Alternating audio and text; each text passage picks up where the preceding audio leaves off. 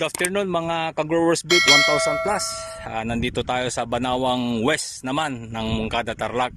Ito yung nagamitan din ng Growers Beat 1000 plus nung isang buwan.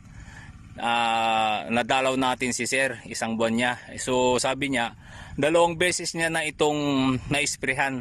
So sa mga susunod na araw mag-i-spray siya ulit. So ito ay 50 days na po, pero tingnan nyo po mga ka-farmers, yan malagong malago po siya. So sir, anong pangalan mo sir? Ulit?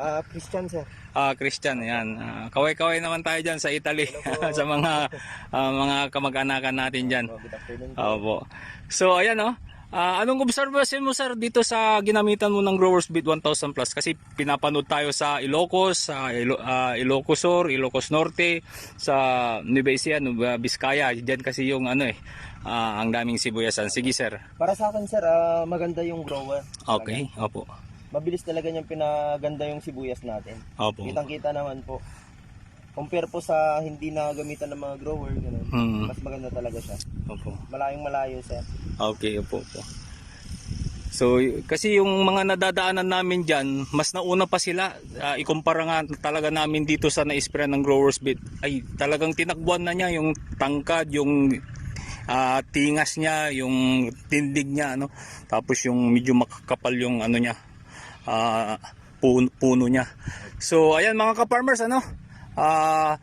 antabayan nyo po. Tumawag na lang po kayo sa aming YouTube channel. Mayroon po tayong FB page, may number na rin po, o kaya sa akin na lang po, Joel Cabora, Marketing Director.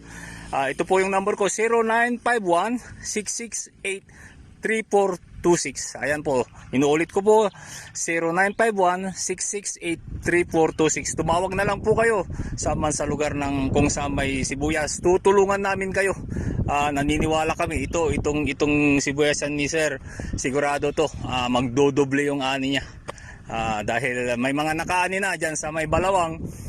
Yan nga, sabi ko nga, yung pickles niya po 10 to 5% na lang po ang pickles niya, puro good po yun, kaya ang bibigat pa yung kilo niya. Kaya mga ka-farmers, ito na yung hinahanap niyo na foliar fertilizer, all in one na, may insect repellent na siya, yan, yung NPK niya matataas, yung kanyang calcium, ang taas po 196 mg per kilogram.